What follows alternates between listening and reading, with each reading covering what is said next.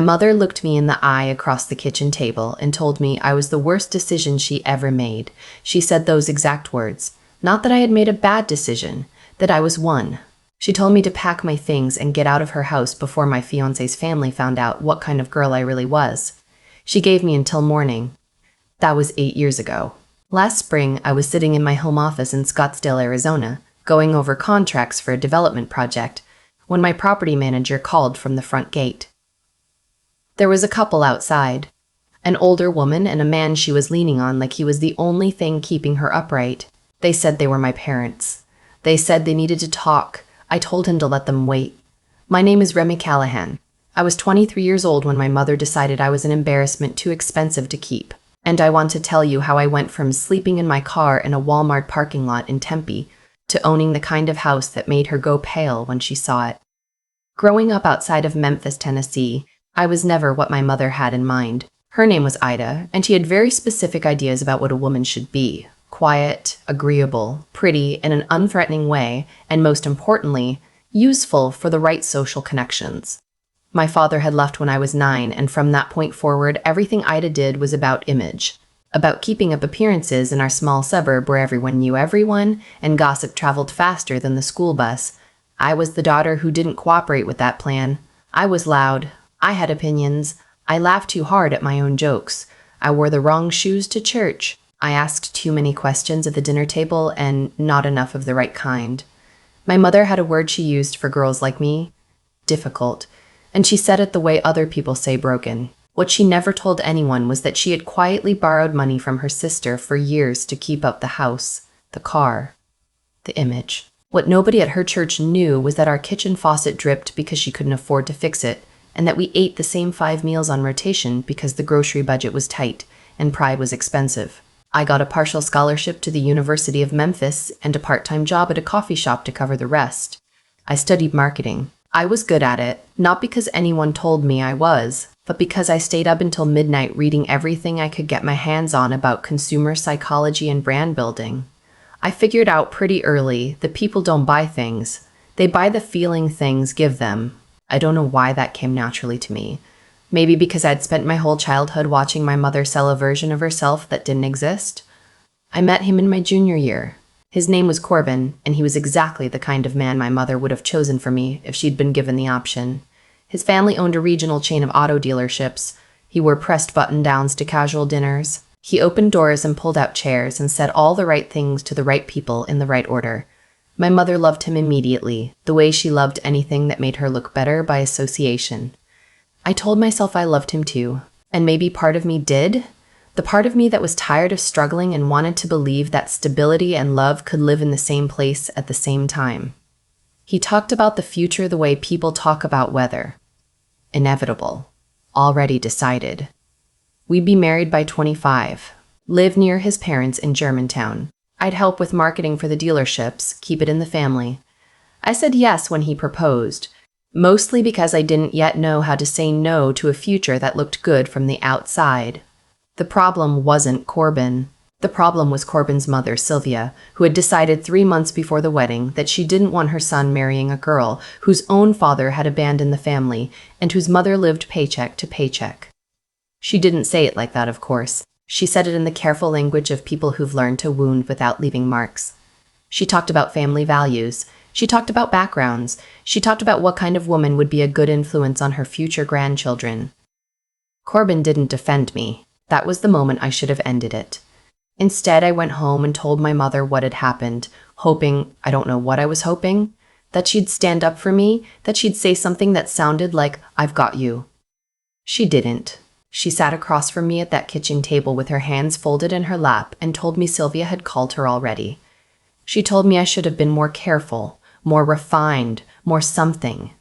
And then she said it, that I was the worst decision she'd ever made, that I had embarrassed her in front of the only people whose opinion she cared about, that she wanted me out of her house by morning so she could figure out how to fix the damage. I sat there for a minute. I thought she might take it back. She didn't. I packed 2 bags. I took my laptop, my textbooks, a box of clothes, and a framed photo of my grandmother, her mother, which felt like a small act of theft I was completely at peace with. I didn't sleep that night.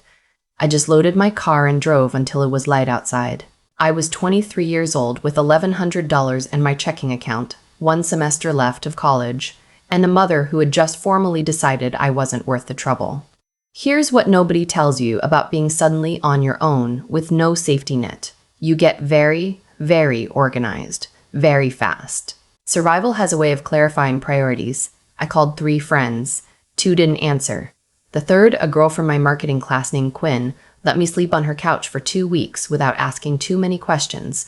I will never forget that. I still sent her a gift every year at Christmas because some debts can't be paid back in full, only honored over time.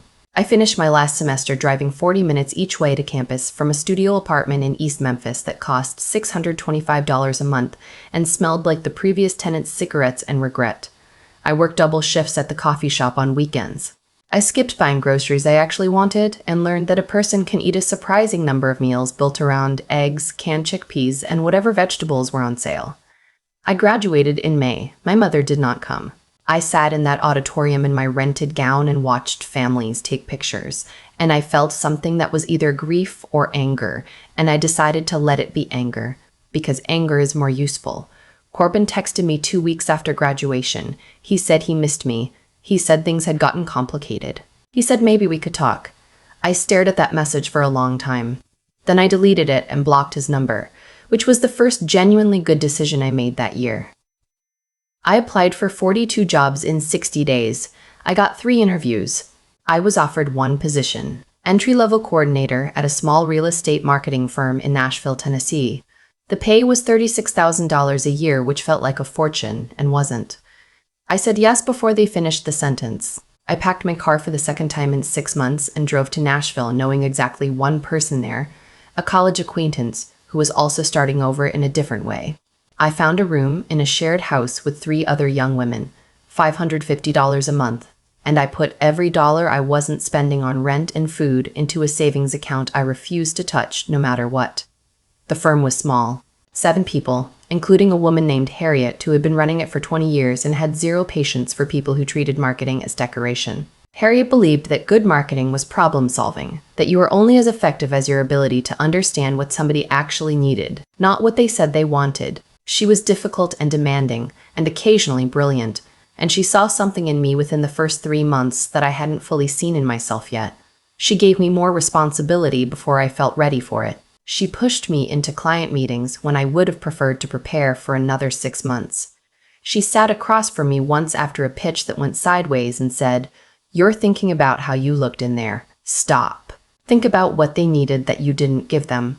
It was the most useful professional feedback I have ever received. I worked for Harriet for 3 years. In that time, I learned how to run a client account from start to finish, how to manage a budget I didn't control, how to write copy that moved people without manipulating them, and how to read a room well enough to know when to talk and when to stop. I also learned that I was better at the business side than the creative side, which is valuable information. A lot of people spend years doing the wrong half of what they're good at. By the time I was 26, I had $22,000 saved and a clear picture of what I wanted to do with it. Real estate marketing had been my focus at Harriet's firm, and I had started to notice something. The agents and developers who were struggling most weren't struggling because they had bad properties. They were struggling because they had no idea how to tell the story of what they were selling. They had listings full of square footage and appliance specifications and 0 emotional language. They didn't understand that nobody buys a house because of the square footage. They buy it because of how they feel standing in the kitchen, imagining a Sunday morning. I started freelancing on the side, small projects at first, a luxury condo development that had been sitting on the market for 4 months. I rewrote their listings, rebuilt their digital presence, produced a video walkthrough that led with the view, and ended with the specific quality of quiet you feel in a well-built room, which is something people desperately want and don't know how to ask for. The development sold out in 6 weeks. The developer referred me to someone else. That person referred me to another. Within a year, I had more freelance income than my salary, and Harriet, who was not sentimental, looked at my numbers one afternoon and told me I was being stupid, staying. She said it like a compliment. I gave my notice on a Tuesday. Harriet shook my hand and told me not to get comfortable. I took that as the warmest send-off she was capable of giving. I launched Callahan Creative from a home office in a one-bedroom apartment in East Nashville with a used desk, a good laptop, and a client list I had built entirely through word of mouth and one very good LinkedIn profile. The name was deliberate. My name on the door. Nobody else's. The first year was terrifying. I won't dress it up. There were months where I paid myself nothing. There were contracts that fell through at the last minute. There was a client who disputed an invoice for 60 days, and I had to decide whether to spend money I didn't have on a collections attorney or let it go. I let it go. I sent them a final professional email, removed them from my portfolio, and moved on. Some losses are tuition. What kept me going, honestly, was a very specific kind of stubbornness. Every time I doubted myself, I heard my mother's voice, the flatness of it, the certainty. And I thought about the kitchen table and the bags I had packed in the dark. And something in my chest tightened into something useful. Not anger exactly, more like proof. I needed to become proof. By the time I was 28, Callahan Creative had 5 full-time employees and a client roster that included 3 regional developers, a national luxury brand, and a boutique hotel group that had found me through, of all things, an Instagram post a client's wife had shared at 2 a.m. Revenue that year was $1.4 million. I sat with that number for a long time before I let myself believe it. I had also, somewhere in all of that, met someone worth meeting. His name was Theo, and he was a structural engineer who had moved to Nashville from Portland after a marriage that hadn't worked for reasons he was honest about from the beginning. He had a daughter, 7 years old, who lived with him half the week. He was calm in a way that felt earned rather than performed, and he asked me questions about my work like he was genuinely interested in the answers, which sounds like a low bar and isn't. I didn't make it easy for him. I want to be honest about that. What Corvin had done, or more precisely what he hadn't done, had left something in me that evaluated every kindness for a hidden cost. I looked for the catch in everything. Theo had the patience to not take it personally, which is a skill I have come to believe is rarer than intelligence and more valuable than ambition. We took things slowly.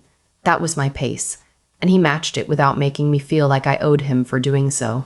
By the time his daughter started trusting me enough to show me her drawings, detailed, slightly chaotic illustrations of horses in space, which I found genuinely delightful, I realized I had stopped waiting for everything to go wrong.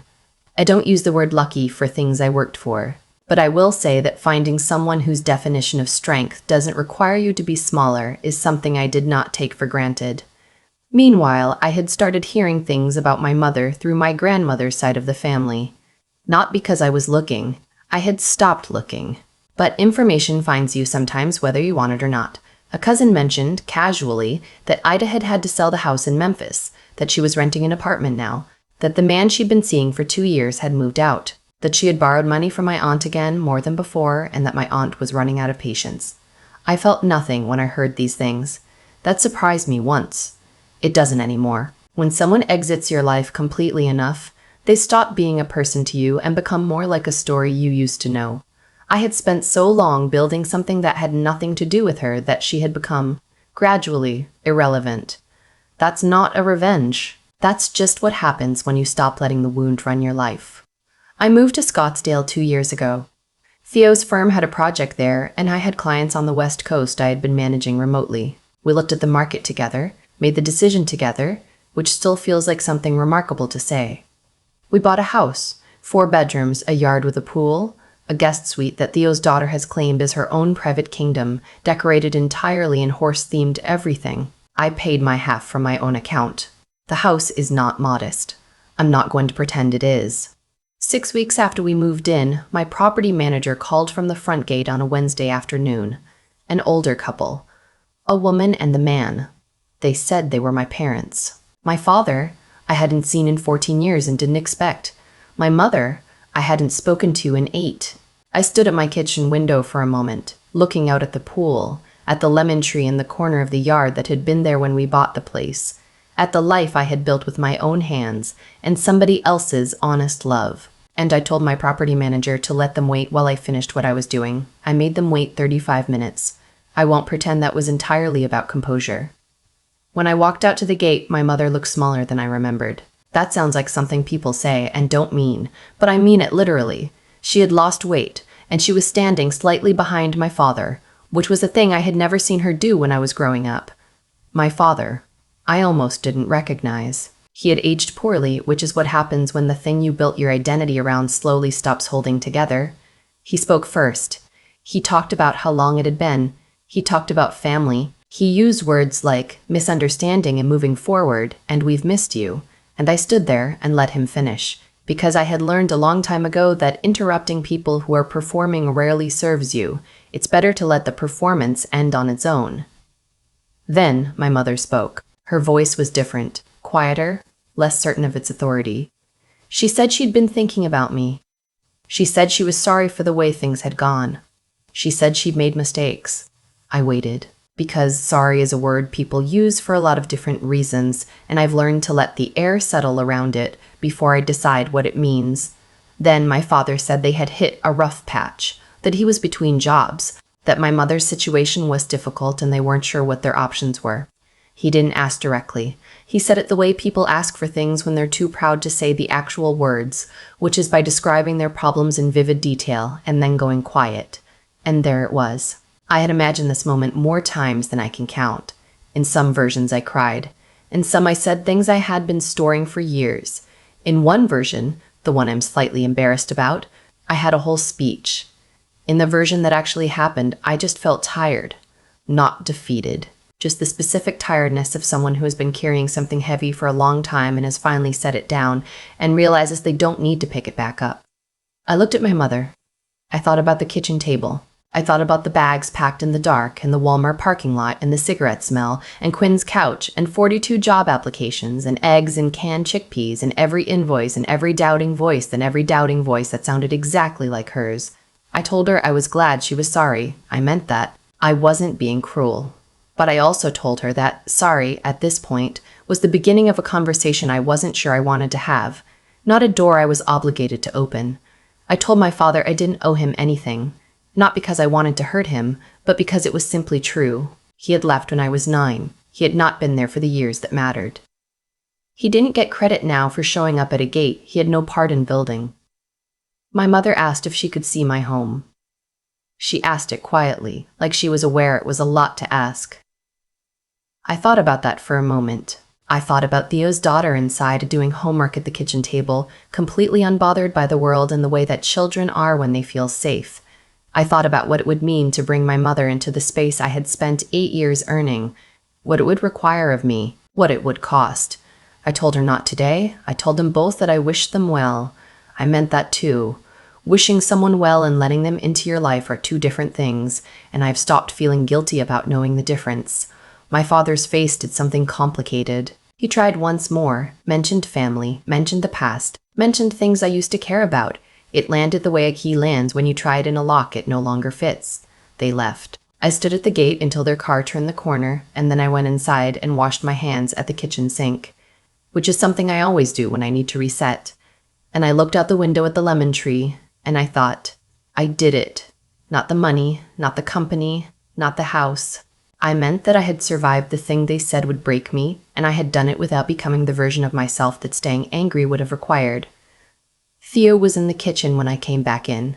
He looked at me once and didn't ask. He poured me a glass of water and went back to whatever he was making for dinner and let me decide when I was ready to talk, which is one of the things I love most about him, that he understands the difference between support and pressure. I told him over dinner. His daughter was there, eating pasta and explaining at length why a horse could technically survive on the moon if conditions were right. And I sat there listening to her elaborate theory and told Theo quietly about my parents and what had happened at the gate. And he reached over and put his hand on mine and didn't say anything for a moment, which was exactly right. Later that night, after his daughter was in bed and the house was quiet, I went to my home office and looked at the framed photograph I keep on my desk. It's not an award or a magazine feature. Both of those exist, and both are in a drawer somewhere. The thing I keep on my desk is a photo of me at my graduation, in my rented gown, taken by Quinn on her phone, because there was no one else to take it. I look young and tired and more relieved than happy. I keep it there to remember that the person in that photo had no idea what was coming. She thought she was at the bottom. She had no idea she was standing at the beginning. My mother called once, 3 weeks after the visit. I let it go to voicemail. She said she hoped we could talk sometime. She said she thought about me. She said she was proud of me, which is a sentence that arrived about 8 years too late to mean what it might have meant. I haven't called back yet. I'm still deciding if I will. That's not indifference. That's just me taking the time I need to make a decision that's mine to make, on my own terms, in my own time. That's the thing nobody told me when I was 23 and sitting in a parking lot in the dark with 2 bags and $1,100 and a mother who had just told me I was her worst mistake. Nobody told me that surviving it was only half the work, that the other half was figuring out who you are when the people who were supposed to define you no longer have that power. I figured it out. Not all at once, not without cost, not without years of eggs and chickpeas and self-doubt and late invoices and the occasional cry in the bathroom before going back out to prove everyone wrong. But I figured it out, and on the nights when I'm not sure I'm enough. Because those nights still come. They come for everyone. I look at that photograph on my desk. The girl in the rented gown who thought she was at the bottom. I know something she didn't. She was just getting started. If this story found you at the right moment, I hope it gave you something you needed. Tell me in the comments where you're watching from and what time it is there. I read every single one. And if you haven't subscribed yet, please do. There are more stories like this one waiting for you, and I don't want you to miss them. I've thought a lot about why things turned out the way they did. Not in a mystical sense. I don't believe the universe was keeping score or that I was owed anything. I believe in something simpler and harder, that the choices you make when nobody is watching, when there's no reward coming and no one to applaud you, are the ones that actually determine where you end up. When my mother told me I was the worst decision she'd ever made, she was trying to end a story. What she didn't understand was that she was starting one. Every humiliating thing that followed. The parking lot, Quinn's couch, the cigarette smell, the 42 job applications, Harriet's blunt and unsentimental teaching, the invoices that didn't get paid, the months I paid myself nothing. All of it was cause. The house in Scottsdale, the company, the life that made her go quiet when she saw it. That was effect. There was no shortcut between those 2 points. There was only the work, done consistently, on days when it felt worthless, and on days when it didn't. What I've learned about integrity. Real integrity, not the performative kind, is that it's not about being good when people are watching. It's about what you do with the decision your mother just handed you at a kitchen table at midnight. I could have turned that moment into bitterness that ran my life. I could have let her voice be the loudest voice in every room I ever walked into. A lot of people do. I understand why. It's easier to let someone else's cruelty explain your limitations than to push past it and find out what you're actually capable of. I chose differently. Not because I was stronger than anyone else, because I was angry enough and eventually smart enough to turn that anger into fuel instead of a fire I lived inside. The intelligence part, and I mean this practically, not abstractly, came from learning how to learn. From Harriet, who had no patience for ego and every patience for effort. From failures I was honest with myself about instead of explaining away. From understanding that the reason I was good at marketing was that I genuinely paid attention to what people needed, and that skill had come directly from years of watching my mother sell a version of herself that didn't exist. Even the painful things taught me something. I stopped resenting the education eventually, and the resilience, the part that kept me going on the months I paid myself nothing, the part that didn't collapse when Corbin didn't defend me, the part that stood at that gate 8 years later and felt calm instead of demolished. That wasn't something I was born with. That was built. Slowly, out of eggs and canned chickpeas and a photograph in a rented graduation gown and a promise I made to myself in a Walmart parking lot that I was going to become proof. My mother standing at my gate didn't feel like victory. It felt like the natural end of a long chain of cause and effect. She made her choices. I made mine. The distance between her apartment and my house is not luck. It is the accumulated result of thousands of decisions made in private, over years, by a person who decided that her mother's verdict was not the final one. That's what I want to leave you with. Not that hard work always pays off in a house with a pool.